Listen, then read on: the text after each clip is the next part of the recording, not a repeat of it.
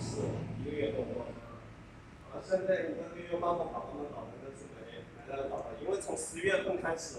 我们的生产任务量是已经很大了，现在我们的订单有15个。现在老板又出去反馈了，现在马上就有订单要进来，